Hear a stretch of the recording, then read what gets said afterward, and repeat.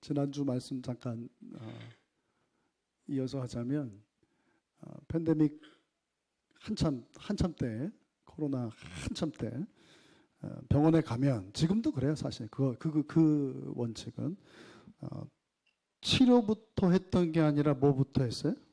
무조건 오는 대로 다 치료한 게 아니라 검사, 그렇죠? PCR 검사.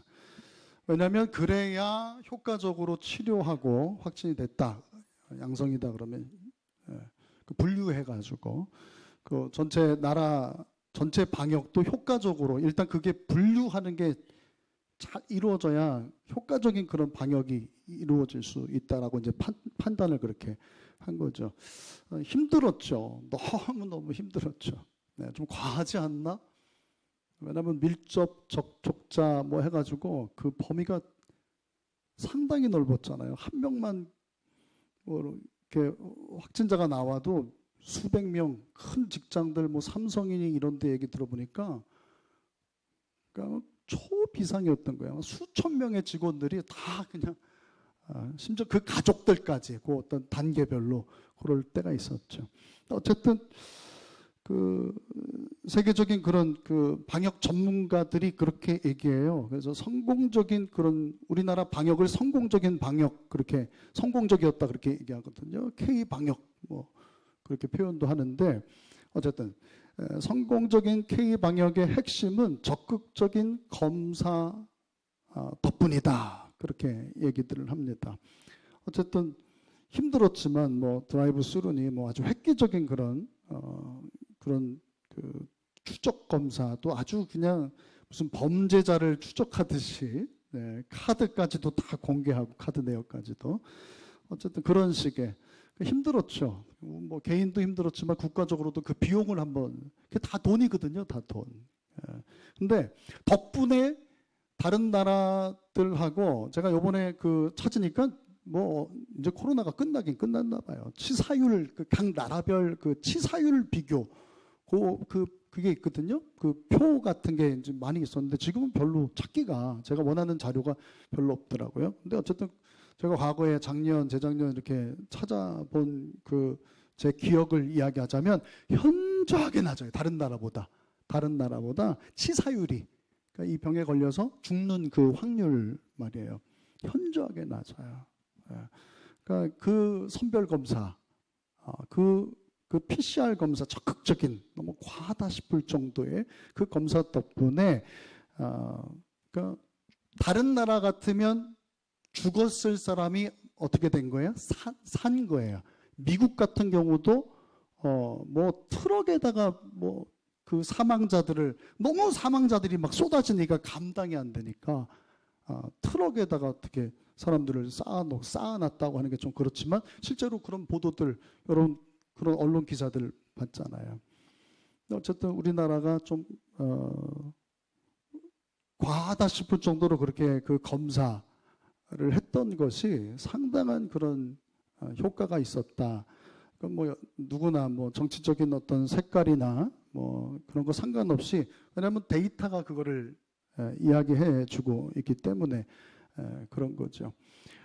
저는 교회 역시도 그래야 된다. 이 말하자면 코로나 PCR 검사처럼 검사를 이 선별하는 그 검사를 먼저 무조건 뭐 믿어라 이게 아니라, 일단 교회에 오게 되면 그 선별 검사를 확실하게 적극적으로 해야 된다. 어떻게 나눌 수 있다 그랬죠? 성도인가, 성도가 아닌가, 구도자인가, 그냥 어떤 그 명목상의 교인인가, 이것을 그냥 매주 그리고 매일 교회 나온다면 매일 그 의료계에서 근무했던, 하다못해 우리 요양보호사님들 혹시 여기 계십니까? 요양보호사들도 검사를 어떻게 했어요? 매일 하는 거예요. 그 환자, 그 병원에 갈 때마다 매일 하는 거예요, 그 검사를. 왜 그렇죠?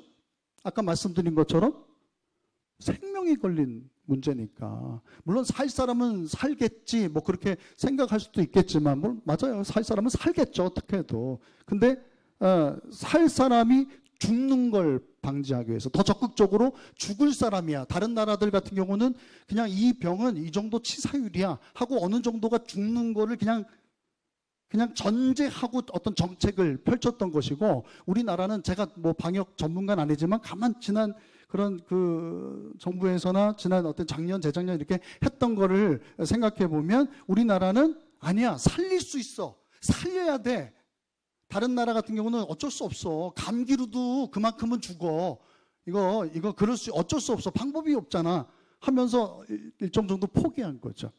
근데 우리나라는 적극적으로 뭐 난리가 났었죠. 뭐 이렇게까지 하면서 정치적으로 막 이런저런, 제가 정치적인 얘기를 하는 건 아니에요.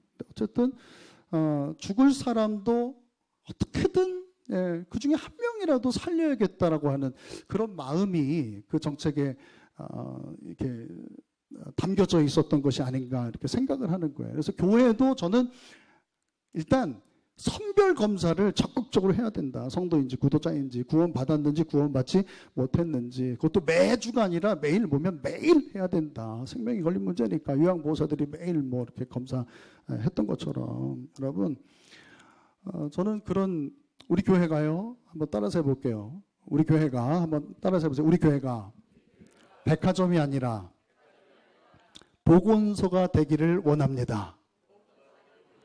무슨 뜻인지 아시겠어요? 백화점 좋죠. 재밌고 화려하고 가면 또 여성들은 위로를 받는데요. 그 백화점 가서 뭘 물건을 사든 안 사든 어떤 뭐 조금 그냥 노골적으로 얘기하자면 어떤 사람의 어떤 허영심을, 그죠? 다른 데서도 파는데 백화점에서 사면 왠지, 그죠? 백화점 있잖아요. 뭐 봉지 같은데 딱 그게 담겨져 있으면 조금 비싸게 사지만 그 어떤 그 돈으로 계산할 수 없는 어떤 그런 만족감. 근데 저는 우리 교회가 그런 즐거움을 주고 어떤 그런 때로는 그 허영심도 채워져야겠죠. 그런 만족도 기쁨도 있어야 되겠지만 그런 백화점이 되기보다는 생명을 살리는 보건소가 됐으면 좋겠어요. 병원이 됐으면 좋겠어요. 병원에서는 어떤 소리가 들리죠? 어제 저도 그거 봤네요. 그래서 주일날 토요일날 조금 일찍 들어가고 그랬어요. 뭐 보려고? 드라마 몰라요? 그 K 닥터 뭐죠? 낭만 김사부. 그거 보려고. 여러분 눈빛은 텔레비는 저만 보는 것 같은. 안 봤어요? 어제 뭐였어요? 어제. 저만 봤구나 진짜로. 참. 그 안에 참 막 곡소리가 들리고 막 이렇게 심장이 멎었을 때 그 위에 올라가서 막 이렇게 하는 거 뭐라 그래요? 그 닥터들이 그 의료진들이 막 울면서 어젠가 엊그젠가 보니까 그 동료죠. 그 구급 대원들, 소방대원들이 구조 현장에서 다쳐서 왔잖아요. 동료니까 너무 안타까워서 막 그 한 의사가 그 모든 의료진이 막 그 위에 올라가서 막 20분, 30분, 한 10분만 해봐도 결과가 나오고 5분만 해도 아마 그 결과가 나오는 걸 거예요. 그게요. 이 사람이 살 사람인지 죽을 사람인지. 예. 근데 막 그 위에서 30분 동안 막 땀을 뻘뻘 흘리면서. 그냥 막 끔찍하죠. 그러니까 그 의사, 저희 애들이 만약 의사가 된다고 그런다면 저는 말릴 거예요. 다행히 그럴 생각은 없지만 뭐 의사든 간호사든 어쨌든 이 환자를 돌보는 거는 너무너무 이게 힘든 일이기 때문에 근데 보람이 있죠. 참, 왜 그렇죠? 힘들지만 생명을 살리는 곳이니까. 물론 죽는 생명들도 많아요. 서울대병원도 저 아산 무슨 병원도 장례식장이 있고 그렇잖아요. 어쨌든 병원에서는 죽을 사람을 살리는 거죠. 막 병원 냄새 싫어하는 분들은 엄청 싫어해요. 그렇죠? 병원에서 막 아프다 어쩌다 하고 병원 좋아하는 사람은 없어요. 근데 저는요, 우리 교회가 그런 화려한 그런 백화점 재밌고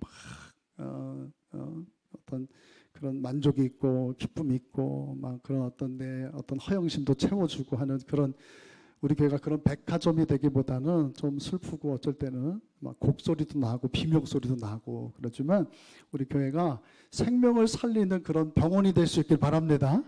여러분들은 우리 닥터는 우리 주님이시고요.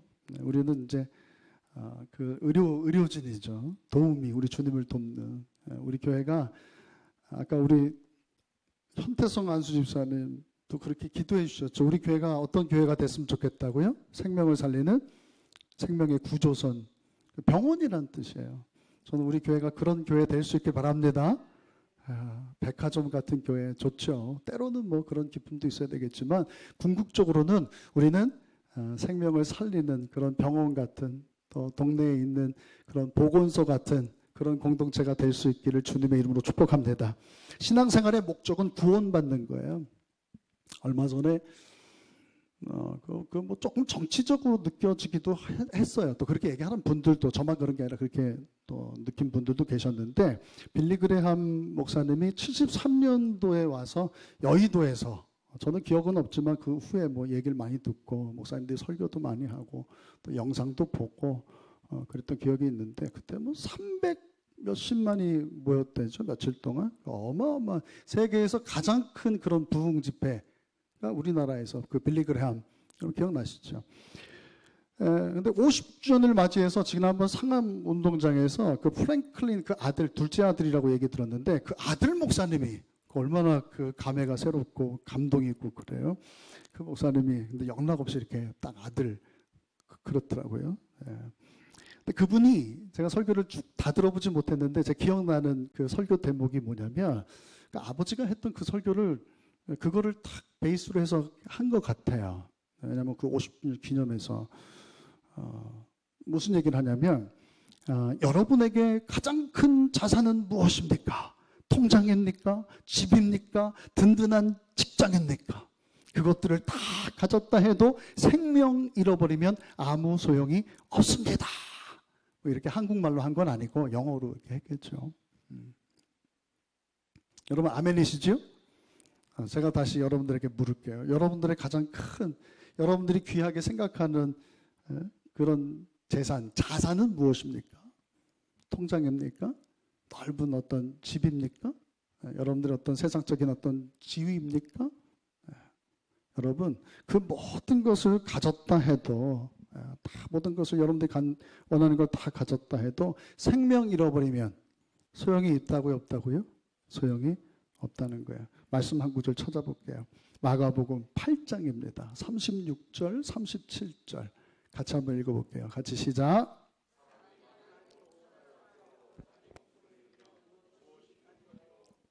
사람이 무엇을 주고 자기 목숨과 바꾸겠느냐.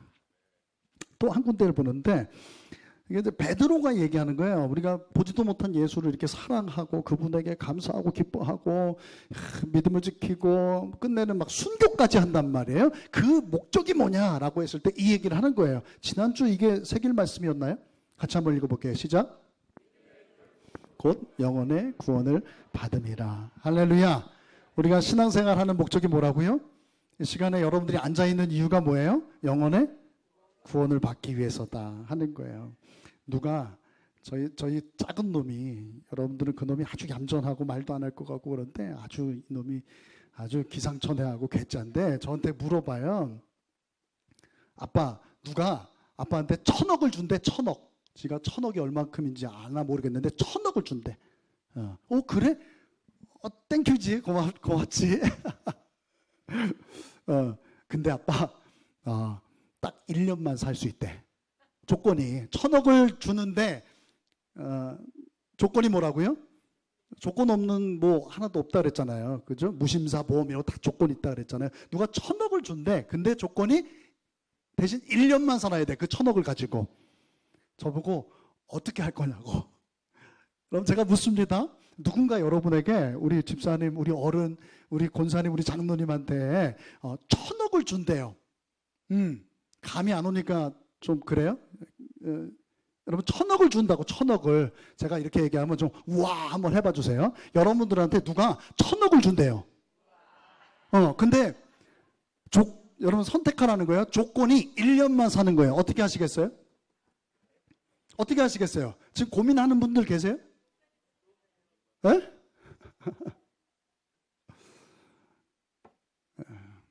고민한다면 바보죠. 근데 인간이요.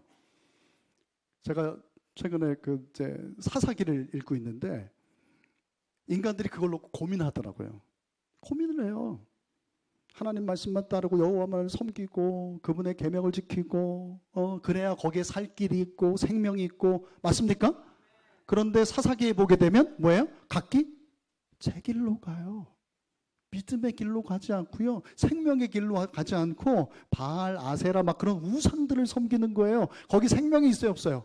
당장에는 그러니까 여호와 하나님은 광야에 있습니다. 광야에 있을 때는 하나님이 하나님이지만 여기서 이렇게 농경생활하고 여기서 이 가나안에서 살려면 누구를 섬겨요? 거기 가나안의 7 족속들이 다 누구를 섬겼으니까 우리는 주신, 그렇게 종교학적으로 주신이라고 얘기하는데 주상신 뭐 그렇게 얘기하나요? 예, 바알을 섬기고 또 이상해 그 신은 또 부인이 있어요. 부인 이름이 뭐예요? 아세라 맞나요? 아세라 그렇죠. 그러니까 그 가나안 사람들이 섬기는 그 우상들을 섬기는 거예요. 그러니까 생명의 길로 가는 거예요? 사망의 길로 가는 거예요? 누가 1000억을 준대요. 근데 이 1000억을 주는데 조건이 1년을 사는데 선택을 뭘 하는 거예요? 그 1000억을 선택하는 거예요. 생명을 선택하는 게 아니라 그냥 냉큼 1000억을 선택하더라니까요. 그것도 한 번 그러고 마는 게 아니라 여러분 사사기를 읽어보세요. 계속. 그래서 바알과 아세라 섬기면 또 고난을 당하잖아요. 그리고 깨닫게 해주시죠. 하나님께 사사를 보내셔서 구원해 주시고 또 깨닫게 해주시고 그러다가 얼마 동안은 또 믿음 생활하는 것처럼 이렇게 믿음의 길을 생명의 길을 가는 것처럼 이렇게 가다가 나중에 또 어떻게 합니까? 또 우상 숭배하고 네, 또 1000억을 선택하는 거예요. 여러분 이게 끔찍한 얘기지만 여러분 만약에 여러분 손가락 뭘로 할까요? 검지는 중요하니까 또 가운데 손가락도 때로는 의견 충돌이 있을 때 중요할 수도 있고 요 손가락 요걸 뭐라고 해요? 요 약지를 주면 그리고 또 다도 아니고 요 한마디를 주면 100억을 주겠대요. 어떻게 하시겠어요? 지금 또 고민하는 분들이 계시다고요. 실제로 여러분 주님이 하신 말씀이에요. 사람이 온 천하를 얻고도 뭐라 그래요? 생명을 소용이 있어요, 없어요? 아무것도 소용없어요. 생명이 아니라 이 작은 손가락 하나도 절대 내줘서는 안 돼요, 여러분. 여러분 건강이 중요해요, 생명이 중요해요. 여러분 그냥 생명 5년, 10년 이렇게 70, 80 이런 생명이 중요해요? 아니면 영원한 생명이 중요해요? 여러분 무엇을 선택하며 살고 계십니까? 여러분들은 영원한 생명을 선택하며 살아갈 수 있기를 고민하지 않기를 제발 부탁을 드립니다. 어쨌든 상당수 제가 이야기를 다른 얘기를 좀 하느라 그런데 다시 앞으로 돌아가서요. 근데 상당수 교회들이 그 그 선별을 해야 되는데 그 어떤 과정을 패스한다는 거죠. 네. 너무 힘들어하고 막 그러니까 성도들이 싫어하니까. 그래서 교회에 나오기만 하면 그냥 다 구원받았다. 그냥 몇 달만 나오면 다 구원받았다, 이제 성도다라고 전제하고 아주 일률적으로 똑같이 이렇게 대우하고 목회를 한다는 거예요. 근데 이제 구원받았다면 그 사람이 살 사람이라면 구원받았다면 다행이지만 아니라면 어떻게 하겠냐 이제 그 얘기를 하는 거예요. 아니라면 구원받지 않았어요. 예를 들어서 이 사람은요, 이 사람은 양성이란 말이에요. 그냥 다 음성이라고 전제를 했는데 이 사람이 양성이었어요. 그래서 치료를 안 했어요. 그러면 그 사람 치료만 하면 살 수도 있었는데 옛날 어떤 전염병으로 치자면 타미블루인가 그거 먹으면 되는데 이 사람 그 분류를 안 하고 그냥 어차피 그렇게 많지 않으니까 그냥 편리상 그냥 싫어하니까 다들 꺼려하니까 불편해하니까 그 검사를 그냥 패스해가지고 살 사람이 죽는 경우가 생긴다 하는 거예요. 살 수 있는 사람이 죽는다. 말씀드린 것처럼 검사 과정이 고통스럽고 이 코로나 검사하는 것 이상 그거하고 비교할 수 없을 정도로 힘들어요. 그럼에도 불구하고 사람이 살려면 그 영혼이 살려면 그 검사를 해야 된다는 것이죠. 제가 아까 그런 의미에서 우리 교회가 백화점이 아니라 뭐가 돼야 된다고요? 그냥 그 보건소 옛날에 지금은 그렇지 않습니다만 보건소 그냥 가까이 가는 것만 해도 거기 막 줄이 막 나래비가 서 있었잖아요. 막 디귿자로 막 복잡하게 막 사람들이 그 검사하겠다고. 근데 저는 우리 교회가 끔찍하고 막 꺼려지지만 얼마나 그 안에서 하루 종일 일하는 의료진들 얼마나 힘들었겠어요. 그러나 우리 교회가 백화점이 아니라 그런 보건소가 될 수 있길 바라는 거예요. 맞습니까?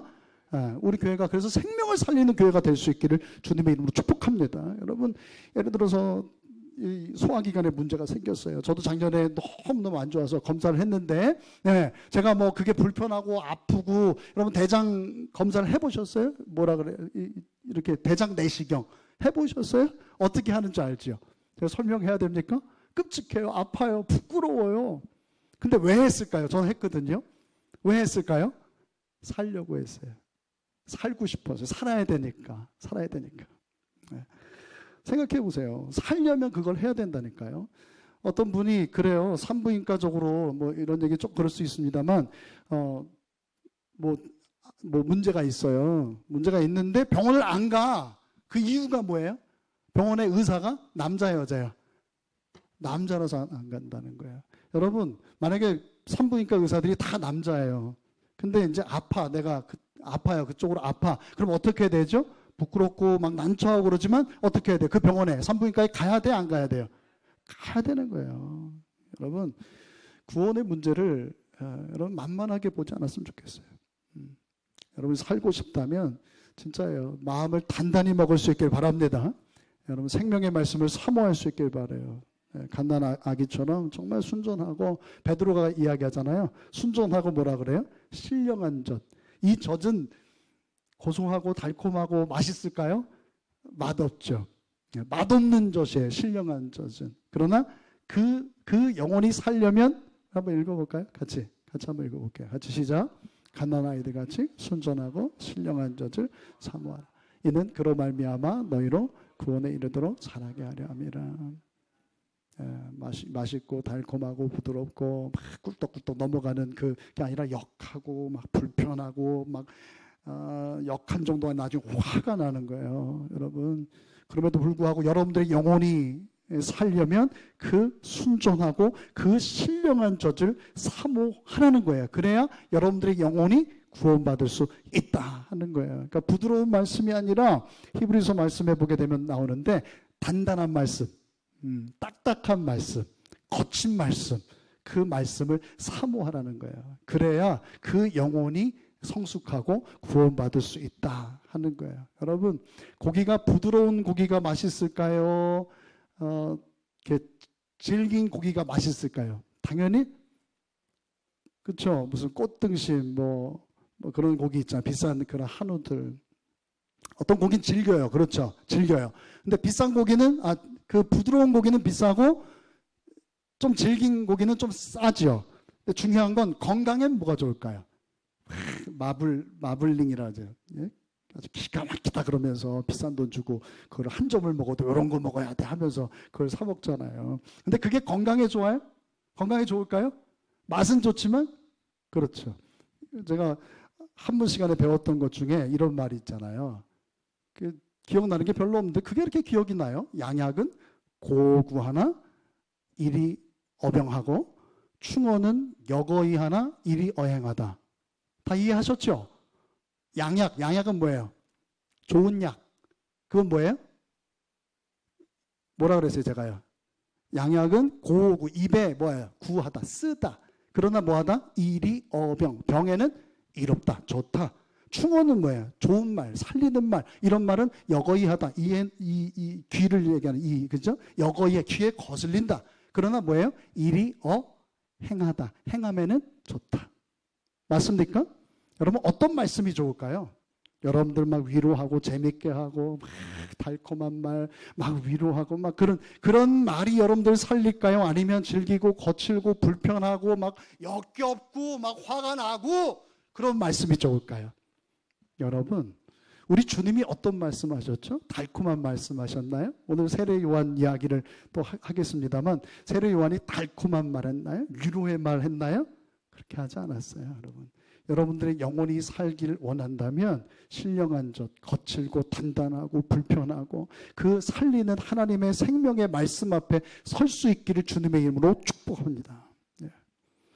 제가 여러분들의 입맛에 맞추는 게 좋겠어요? 아니면 여러분들의 영혼이 사는 거, 그게 이제 하나님 뜻인데, 여러분 뜻에 맞춰서 그냥 여러분 기분 좋고 위로받고 막 행복해지고 그런 말씀을 전하는 게 좋겠어요? 좀 불편하고 막 짜증나고 막 그러지만 여러분들의 영혼이 죽지 않고 살리는, 여러분들의 영혼을 죽이지 않고 살릴 수 있는 그런 생명의 말씀을 전하는 게 좋겠어요? 생명의 말씀. 저는 그렇게 할 거예요, 여러분. 사실 이 세례 요한은 마지막 선지자라고 얘기해요. 말라기 이후에 400년 동안 말씀을 주지 않았어요, 하나님이. 그러니까 얼마나 이 세례 요한이 특별한 사람이에요. 근데 그래서 400년 만에 나타나서 위로하고 뭐 격려하고 그랬던 것이 아니라 완전히 뭐 항상 매번 돌직구야, 돌직구. 아주 직접적이고 공격적이고 아주 폭발적인 그런 메시지를 전했다는 거예요. 한번 말씀 볼게요. 자, 2절에 나옵니다. 다른 설교가 없어요. 잘 생각해보면 나머지 이야기들 다 이게 타이틀이에요. 이게 주제. 이것만 얘기한 거예요. 2절 한번 볼게요. 2절. 오늘 읽은 2절. 회개하라. 같이 시작. 회개하라. 천국이 가까이 왔다. 가까이 왔다. 그냥 다른 이야기가 아니라 그냥 믿으라고 얘기한 거 아니라 그냥 회개하라. 왜요? 천국이 가까이 왔다. 이 앵기조라는 단어를 쓰더라고요. 앵기조. 가까이 왔다라는 게 이제 저기 있다는 뜻이 아니라 이게 현재 완료예요. 문법적으로 얘기하자면. 그러니까 이미 뭐예요? 왔다라고 하는 의미예요. 우리 번역은 저렇게 되어 있지만. 그래서 이 세례 요한이 얘기하는 건 그냥 회개하라는 거, 회개하라는 거. 회개하라. 회개하지 않으면 어떻게 된다는 거예요? 하나님의 나라가 가까이 왔는데 하나님 나라에 들어갈 수 있다, 없다? 심판받고 하나님 나라에 들어갈 수 없다. 지옥에 간다. 그 얘기를 했다는 거예요. 근데 이 사람들이 400년 동안 하나님의 말씀이 임하지 않고 아주 심한 영적인 갈증을 알았기 때문에, 가지고 있었기 때문에 그런지 엄청난 그 반향을 일으킨 거예요. 그래서 사방에서 이 세례 요한은 어디에 살았죠? 광야에. 괜찮은 집안에, 제사장 집안의 사람이잖아요. 근데 광야에 있었단 말이에요. 근데 그 멀리 사람이 있을 수 없는 곳이거든요, 광야는요. 그 광야까지 사방에서 많은 사람들이 몰려들었다 하는 거예요. 그들 중에 누가 있었다는 거예요? 그들 중에 바리새인들과 사두개인들이 있었는데, 그들은 어떤 사람입니까? 당시 종교인들, 존경받고 높은 지위에 있던, 오늘로 치자면 목사가 높은 지위에 있다는 게 아니라 종교인들이라는 거예요. 그러니까 목사나 장로나 이런. 근데 그들 중에 수많은 사람들이 이제 그 회개하라, 천국이 가까이 왔느니라 하는 이 복음을 듣고 몰려들고 있는데, 그 많은 무리들 중에 이 사람들이, 이 종교인들이, 바리새인들과 이 사두개인들이 끼어 있었다 하는 거예요. 근데 요한은 인정사정 보지 않고 여전히 돌직구를 날리는데, 그것도 세 방을 날립니다. 첫 번째 뭘까요? 첫 번째 7절이에요. 7절 읽어볼게요. 같이 있습니다. 시작. 바리새인들과 사두개인들이 세례 베푸는 대로 오는 것을 보고 이르되, 독사의 자식들아, 누가 너희를 가르쳐 임박한 진노를 피하라 하더냐. 독사의 자식들아. 자, 두 번째는 어디냐면요, 8절이에요. 8절. 같이요. 시작. 자, 9절 볼게요. 회개에 합당한 열매를 맺어라. 이렇게 얘기했다는 거예요. 9절 봅니다. 같이 시작. 내가 너희에게 이르노니 하나님이 능히 이 돌들로도 아브라함의 자손이 되게 하시리라. 이 바리새인들이나 이 사두개인들은 우리가 아브라함의 자손이다라고 하는 그런, 하나님께서 택한 그런 백성이라고 하는 그런 자부심, 아브라함의 자손이라는 그런 자부심이 있었는데, 너희들이 아브라함의 자손이라고 하는 것에 별 의미를 갖지 말아라.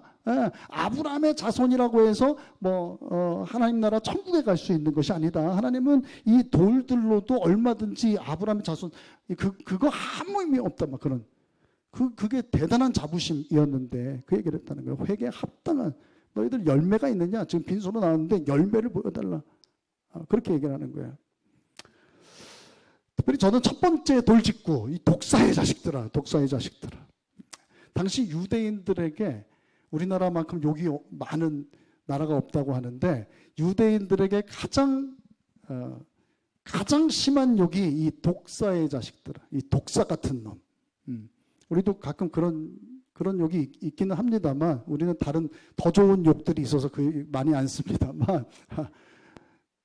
이 독사의 자식들, 유대인들한테는 너무 이거 악담 중에 악담인 거예요. 왜냐하면 창세기에 보게 되면 뱀이 누구를 꼬십니까? 하와를 꼬시죠. 그래서 하와가 그 유혹에 넘어가가지고 하나님께서 먹지 마, 먹는 날엔 정령 죽을 거야 그렇게 말씀하셨는데 그 유혹에 넘어가서 그거를 먹어요. 그게 뭐예요? 선악과를 먹어요. 예, 그래서 우리에게 그걸 또 착한 또 순진한 아담이 또 그거 받아서 그걸 먹은 거 아니에요. 예. 네, 그래서 하나님께서 그 뱀에게 그 일을 꾸민 그 뱀을 저주한단 말이에요. 한번 찾아볼게요.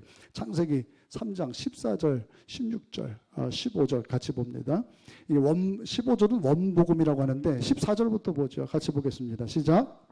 여호와 하나님이 뱀에게 이르시되 내가 이렇게 하였으니 내가 모든 가축과 들의 모든 짐승보다 더욱 저주를 받아 배로 다니고 살아있는 동안 흙을 먹을지니라.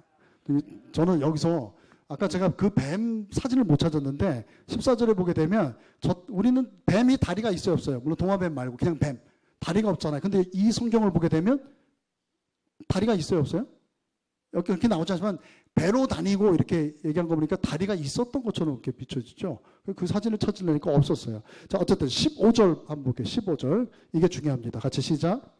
내가 너로 여자와 원수가 되게 하고 내 후손도 여자의 후손과 원수가 되게 하리니 여자의 후손은 내 머리를 상하게 할 것이요 너는 그의 발꿈치를 상하게 할 것이니라. 성경에 뱀이 나오고 나하시라는 단어를 쓰던데 그다음에 독사가 나오고 또 불뱀, 불을 뿜는 뱀이란 뜻이에요. 다 똑같은 뱀입니다. 그냥 뱀이 독사가 되고 독사가 광야에 왜 그 불뱀 있잖아요. 똑같은 뱀이에요. 사실은 이 창세기에 나오는 그 뱀이 그 존재가 뭐죠?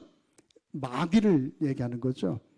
근데 실제로 그 아담을 타락시켰던 하와 또 중요한 그다음 그 남편 아담을 타락시켰던 그 뱀이 오늘 이 말씀하신 것처럼 3장 15절에서 이야기한 것처럼 누구를 또 죽이게 되는 것이죠? 두 번째 아담이 누구예요? 예수님이잖아요. 예수님을 죽이게 되는 거예요.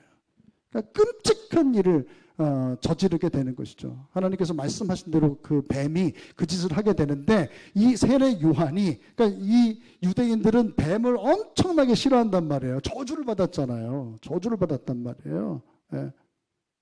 근데 세례 요한이 이 사두개인이나 이 바리새인 당시 종교인들 목사님이에요. 거룩한 장로님에게 예를 드는 겁니다. 그 장로님들한테 뭐라고 얘기하는 거예요?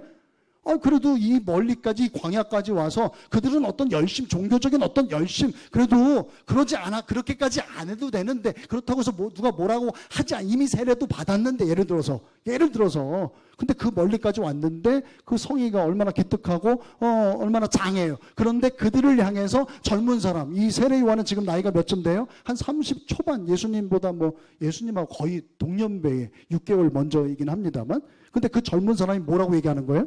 세상에 이런 독설이라도 있어요. 뭐라고요?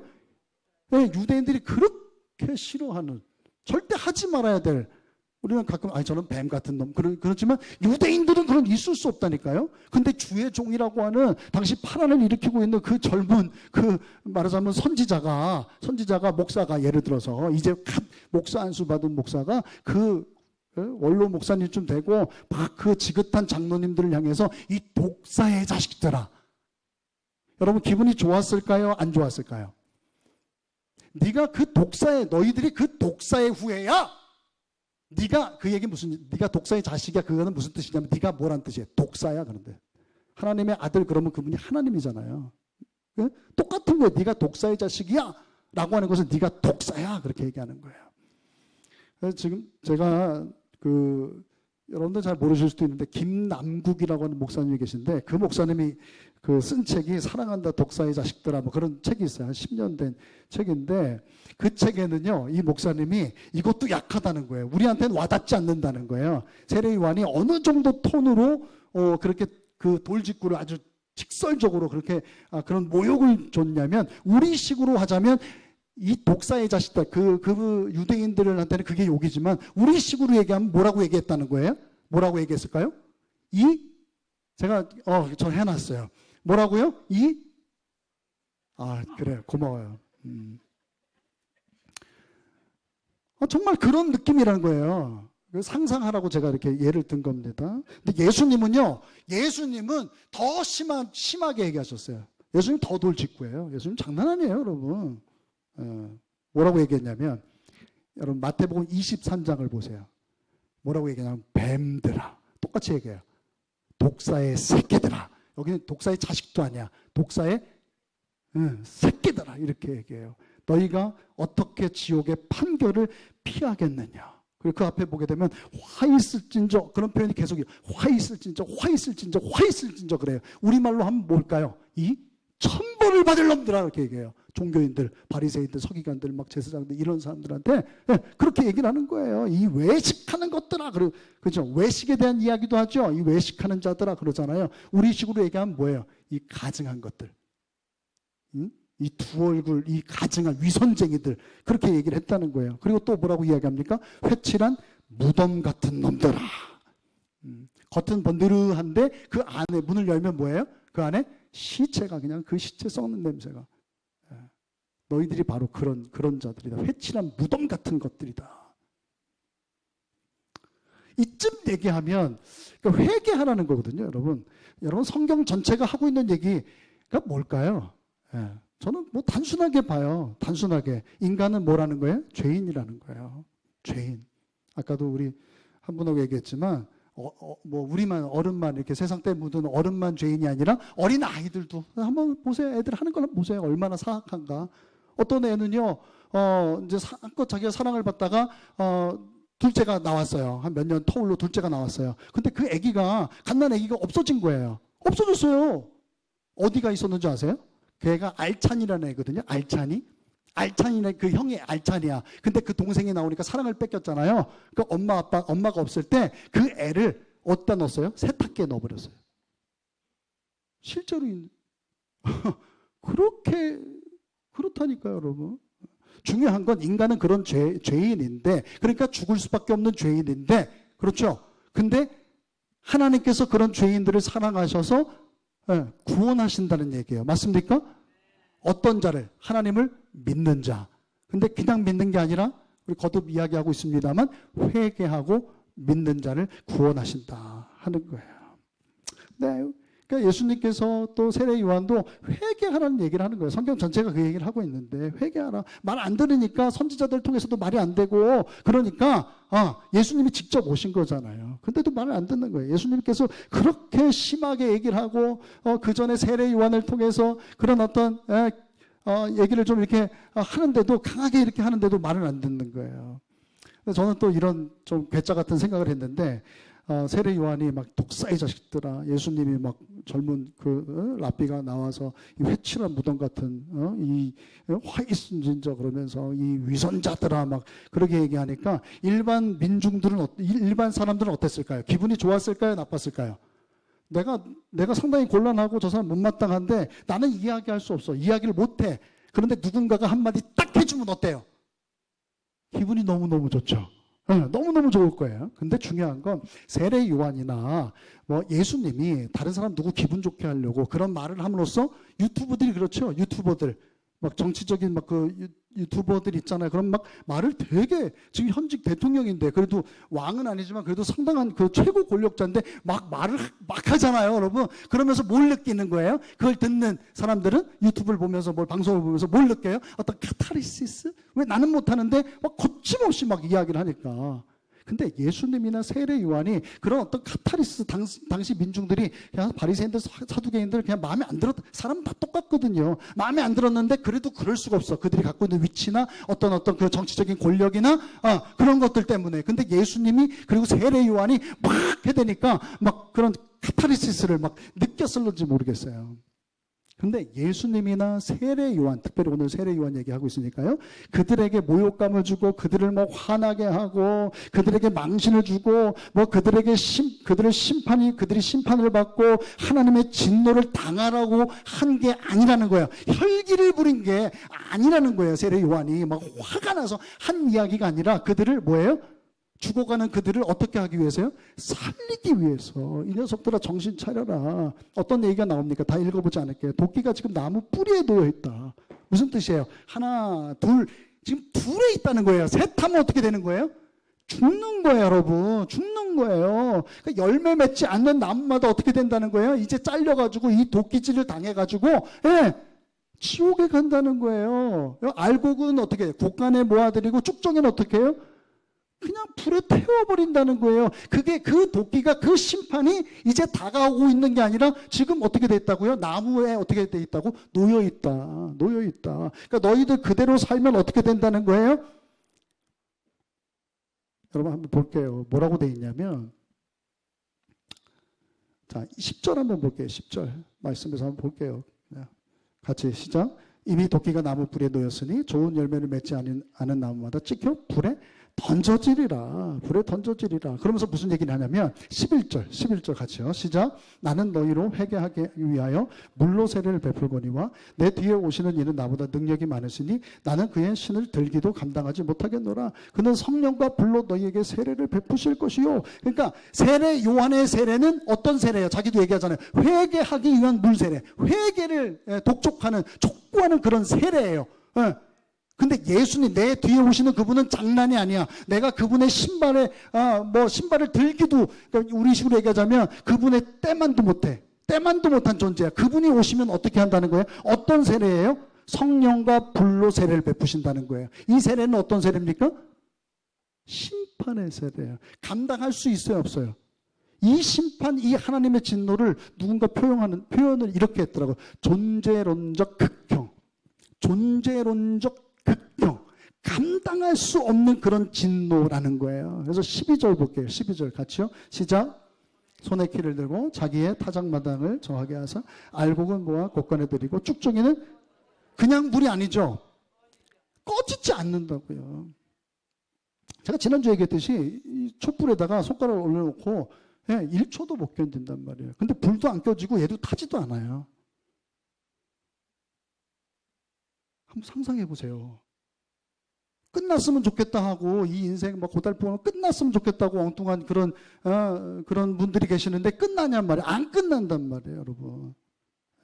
그 하나님의 그 진노 가운데 너희들이 들어가겠느냐. 이제 그 진노가 바로 임했다는 거예요. 여기까지 왔다는 거예요. 하나님의 그 심판의 도끼가 여기 지금 나무에 너희들 지금 목 밑에 있다는 거예요. 그러니까 너희들이 회개하지 않으면 어떻게 된다는 거예요? 그 꺼지지 않는 불에 하나님의 그 임박한 진노를 너희들이 감당할 수 있겠느냐. 너희들 빨리 회개해야 된다. 이 독사의 자식들아. 너희들 정신 차려라. 그래야 살 수 있다. 열매 맺어야 돼. 너희들 이 상태로는 안 돼. 죽어. 끔찍한 죽음이라고. 그것은 감당할 수 없는 그런 죽음이라고. 그들을 어떻게든 자신의 죄인됨을 자각하게 만들고 회개하고 그들이 죽지 않고 어떻게 하기 위해서요?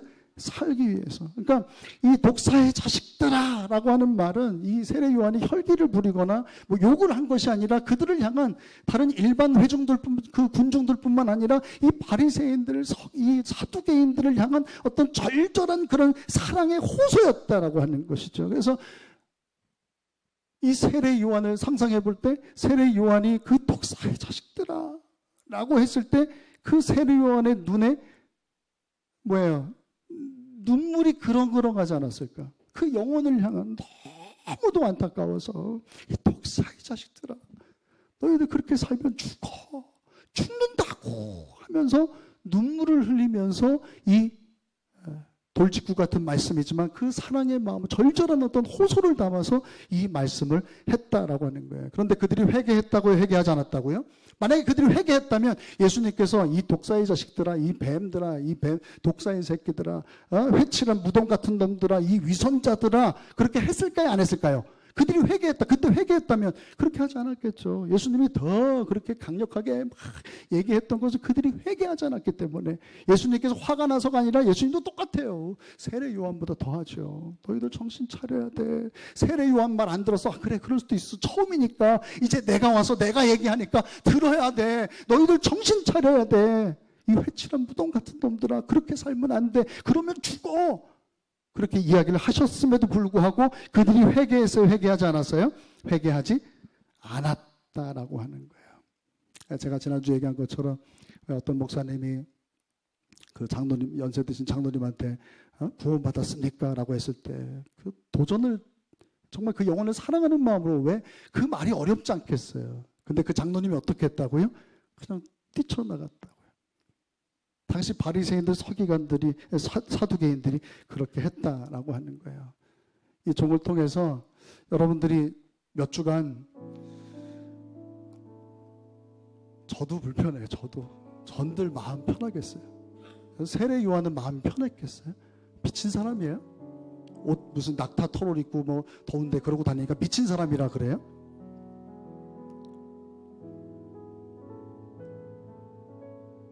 진짜 영적 싸움이 치열합니다. 제가 아까 어떤 분하고 이야기하는데 제가 그래서 오늘 너무 은혜가 되고 뭐 은혜가 된다 그러면 뭐랄까요? 너무 마음이 막 무너지고 그게 더 정확한 표현이에요. 목사님이 그냥 회개하라고 이렇게 주일마다 이렇게 말씀 전하는데 말씀 들을 때는 회개해야지, 그래 거룩하게 살아야지, 은혜에 합당하게 살아야지, 열매 맺어야지 하는데 직장에 가면 언제 그랬냐는 듯이 그냥 똑같이 그냥 테레비 보고 똑같이 그렇게 죄 지으면서 살고 있더라는 거예요. 주일날은 막 그래야지 그러면서 막 눈물도 흘리고 막 그렇게 하는데 그냥 직장에 가면 그냥 바로 그 다음 날이야. 아니 여러분들 가운데 그런 분도 계실 거예요. 나는 집에 가면서 그래 하는 분들도 계실 거예요. 근데 매주 말씀을 이렇게 듣다 보니까 그냥 주간마다 여전히 내가 달라진 건 없는데 그냥 찬양을 듣고 말씀을 듣고 읽고 하는 과정 속에서 그렇게 눈물을 주시더라는 거예요. 눈물이 나더라는 거예요. 왜냐하면 자기한테 실망도 했는데 그렇게 주일날은 그냥 맞아 목사님 말씀 맞아 그래 하면서 그렇게 은혜를 받았는데 그냥 뭐 언제 그랬는 듯이 또 죄짓고 그냥 토했던 걸 또 먹고 막 그런 자신을 보면서 실망하고 막 그랬는데 어느 순간 하나님께서 이런 감동을 이런 생각을 주시더라는 거예요. 하나님이 여전히 내가 너를 사랑한다. 그럼에도 불구하고 아무개야 내가 너를 사랑한다. 그 얘기를 하시면서 그런 은혜를 받았다는 얘기를 하시면서 막 남자가 남자 앞에서 눈물 흘리기 쉽지 않잖아요. 그렁그렁해가지고 제가 그랬죠. 집사님 저도 그래요. 말씀은 전하는 저도. 정말 은혜를 깨달은 것 같아요. 여러분 죄인이기 때문에 지옥 가는 게 아니라 회개하지 않아서 지옥 가는 거예요. 잊지 마세요. 여러분 예수님은요 의인을 부르러 온 게 아니라 누굴 부르러 왔다. 여러분 의원은 건강한 사람한테 쓸데없죠. 우리 주님은 의원이지. 우리 교회는 병원이고 우리 교회 머리 되신 분은 우리 주님은 의사인 줄로 믿습니다. 그죠? 의사는 누구에게 필요한 거예요? 우리 주님은 의사로 오셨단 말이에요. 병든 자, 죄로 인해서 병든 자, 죽어가는 자. 여러분 실망하지 않기를 바랍니다. 어차피 해도 안 돼. 어떤 분은 그 얘기 몇 주 전에 그 얘기도 하시더라고. 목사님 그래도 안 될. 제가 이제 열정적으로 회개하라는 말씀을 전하니까 목사님 그래도 회개 안 할걸요? 그러시더라고. 저는 여러분들이 복 있는 분들 될 수 있길 바랍니다. 복 있는 분들 될 수 있길 바라요. 회개는요 정리합니다. 상급의 문제가 아니에요. 구원의 문제입니다. 여러분 회개하십시오. 지금은요 부흥의 시대도 아니고 이런 얘기하면 여러분들이 서운할런지 몰라요. 성장의 시대도 아니에요. 여러분 지금은 그야말로 그냥 기도할 때 그냥 뭐 말세지 말 마지막 때 말세다 뭐 이렇게 얘기하는 게 아니라 진짜 그래요. 마지막 때입니다. 여러분 오늘 본문의 이야기처럼 도끼가 나무 뿌리에 놓여 있어요. 심판이 임박합니다. 지금은 근신의 시대입니다. 회개해야 될 때입니다. 능력도 구하고 비전도 구해야 되겠지만 그 이전에 여러분 회개할 수 있기를 주님의 이름으로 축복합니다. 능력은 구해서 능력은 받았는데, 하나님 앞에 복은 구해서 복은 받았는데, 생각해 보세요. 생명을 잃어버린다면 아무 소용없어요. 여러분, 천국이 가까이 왔습니다. 회개하고 복음을 믿을 수 있기를 바랍니다. 하나님 여러분 포기하지 않을 거예요. 여러분들이 이 말씀 붙들고 이번 한 주간도 그냥 어떤 죄를 덮고 막 그런 울고 짜는 회개가 아니라 정말 이기는, 그래서 하나님 앞에 잘했다 칭찬받을 수 있는 그런 여러분들 될 수 있기를 주님의 이름으로 축복합니다. 회개에 합당한 열매 주렁주렁 맺게 되기를 축복합니다.